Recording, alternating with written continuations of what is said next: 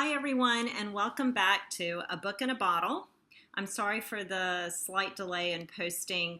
As many of you know, my oldest daughter Claudia left for Cairo for 2 years with her husband this week, so I just was spending a lot of time with her and helping her pack and got a little bit behind.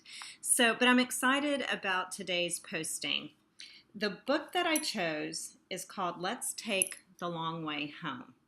This is a beautiful memoir of friendship. So yes, this is another memoir. This one is from Random House. I do love memoir. It won't be the last this summer. But this one is particularly a beautiful memoir of friendship. It's about two writers, Gail Caldwell and Caroline Knapp. They live in the Boston area. They're both writers, and their deep friendship was rooted in their love of writing, their love of books, relationships with men, their dogs, and their great affection for their animals. And they both shared a very difficult struggle with alcohol. So when I was reading this earlier in the week, I thought, now might be a great time to feature a mocktail. Because if you're like me, I do a lot of entertaining in the summer. When the weather turns warm, it's fun to entertain outside, and I always put a lot of thought into my bar setup, and I thought it's really time that I put a little more effort into my non-alcoholic drinks so that my friends who don't drink, and not just my pregnant friends, but can feel that they're partaking in something festive and special. So this won't be the first mocktail that I feature this summer, but the only mocktail I feature this summer, but it is the first.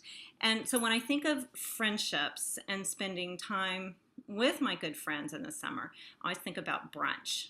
One of my favorite opportunities to get together. So I thought today we would prepare a mock peach Bellini. And for those of you who do drink, you can add champagne or sparkling wine or cava, prosecco. And for your non-drinking friends, you can use Martinelli's apple sparkling cider. So this is what I did. Peaches aren't yet really ripe here in the South, so I bought some frozen peaches and I pureed them.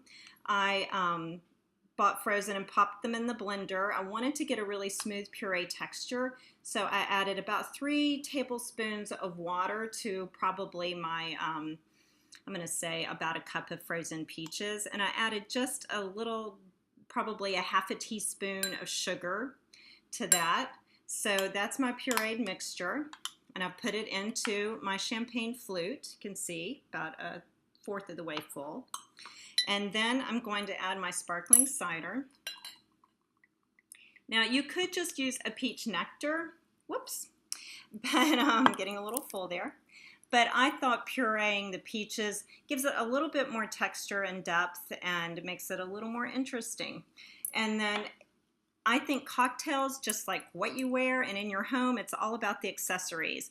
And I think providing your friends who don't drink with some fun accessories for their drinks, other than just a lime and a glass of club soda, makes it more fun for them. So if you can, have a bunch of things out like berries, fruit skewers, mint, basil, all sorts of fun things that you can put in your drink. I like to accessorize with a lot of mint and a raspberry or 2. And then you can top off. And you have an absolutely yummy, refreshing peach Bellini.